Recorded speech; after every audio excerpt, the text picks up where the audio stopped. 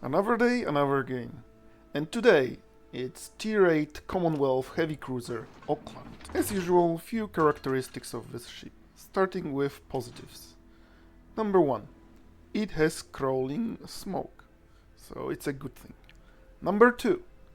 It has a submarine detection thingy, so it's good. And number 3. It has decent guns. So, as you can see, I'm not very enthusiastic about this ship, and that's all because of negatives, which are as follows. Number 1, it's very squishy. Honestly, it's made out of citadel. A huge citadel, very easy to penetrate.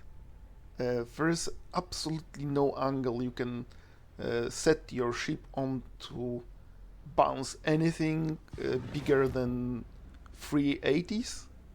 So it's dying very fast. Number 2, it's very big. It's sitting so high in the water, it's so wide that you almost never get overpens from battleships. So you get either penetrations, full penetrations, or citadels. So you are blown out of the water in an instant. And number 3, massive cooldown on this crawling smoke. It's 130 seconds stock. You can reduce it a little bit with captain skills and flags, but it's still a very long time when you are completely vulnerable and you can't do anything on open water. Overall, I would say it's an average heavy cruiser on tier 8. I would give it 5 out of 10. And okay, I just played 6 games in this ship, but I played tons of other cruisers from tiers from 6 to super ships, and I'm telling you, this feels not like a heavy cruiser, it feels like a light cruiser body with heavy cruiser guns. So you are squishy, but you don't have DPM and you don't have this punch that the light cruiser have on short distance. Okay, let's go back to the game, because we are witnessing typical battery smooth brain players doing what battery smooth brain players do at the beginning of the game, while committing group suicide. For a brief moment Kagero was alive, and behind this island corner he spotted 3 battleships, cruiser, a submarine, and we know that in A-Cup there is a DD, so this side is definitely lost because we already lost 1 ship and we have numbers disadvantage from the beginning. That's how my saga of running away and fighting enemy submarine begins. And by fighting I mean sending ASW randomly and sending torps randomly.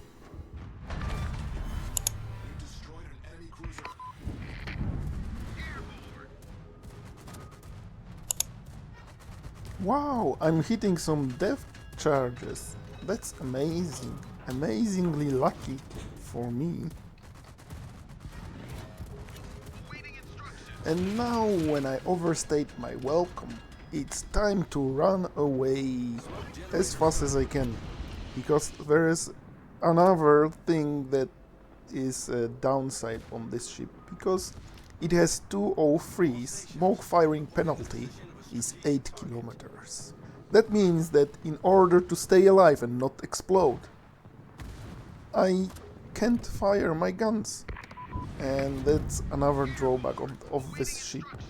On top of this, its squishiness and long cooldown on the smoke, the smoke firing penalty is too big in my opinion.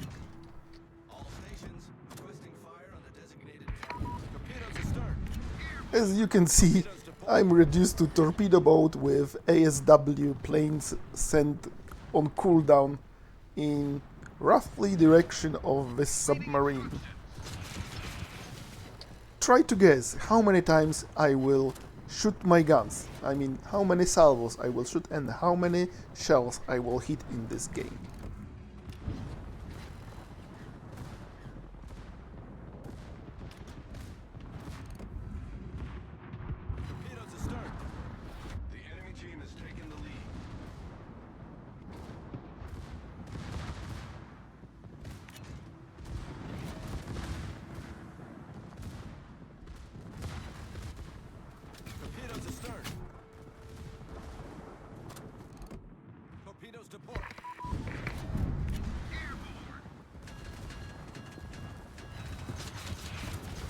This secondary fire is so hilarious. I can't believe that secondary anything and yet alone set fire.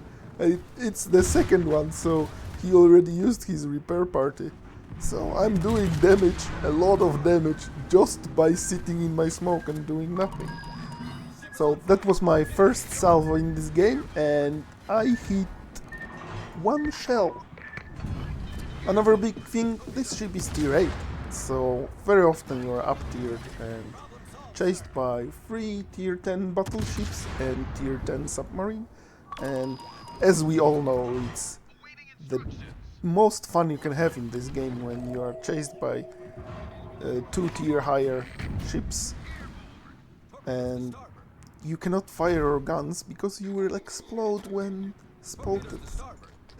Even when I hit this submarine almost dead on, I did less than 2k damage to it, and my ASW damage is 3.4k. But it's still better than when you hit the submarine on the edge of your explosion radius, because then you will do 0 damage, no flutes, just incapacitations of some modules that, to be honest, submarine doesn't care. Okay, now some happy stuff. Shout out to all my subscribers. Thank you guys very much. I appreciate all of you. For all of you who are not subscribed yet, please consider liking and commenting down below and subscribing. If you don't like the content you're watching, watch some more. Maybe you liked it then. So subscribe or watch some more and then subscribe. Remember guys, Wargaming just made a problem by adding submarines to this game, and now they are trying to sell you the solution to this problem by introducing line of ships designed to hunt submarines. And I'm playing one of these ships designed to hunt submarines. And tell me guys, do I look like a hunter or like a hunted one?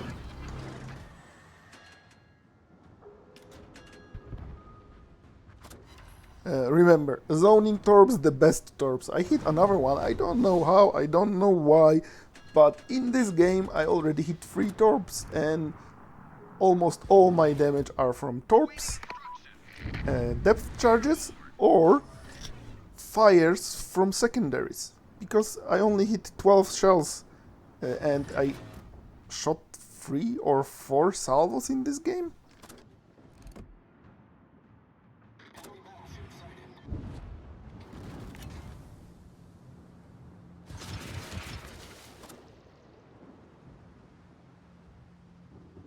Another submarine mark, and I checked the distance, 6.67 kilometers, and my submarine surveillance is on cooldown, so I can use it, and I'm sure I will spot submarine, right? 6.6. Is this another example of this famous wargaming spaghetti code? Because I was sure that submarine surveillance has a 7 kilometers of range. Weird. Look at this duel between me and submarine. Such a displacement of skill, especially from his side, because I can't do anything. I just send these planes and that's it. That's all I can do.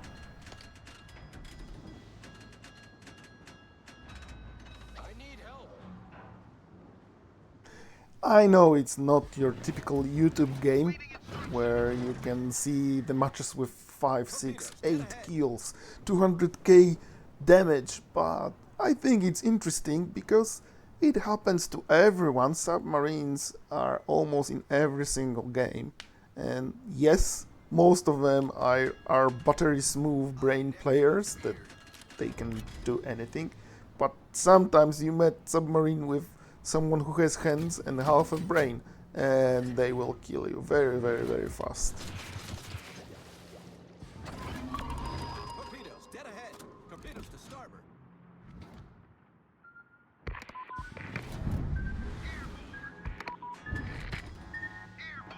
Ouch.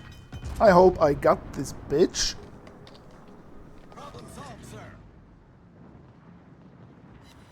Gotcha, bitch! Enemy submarine sunk.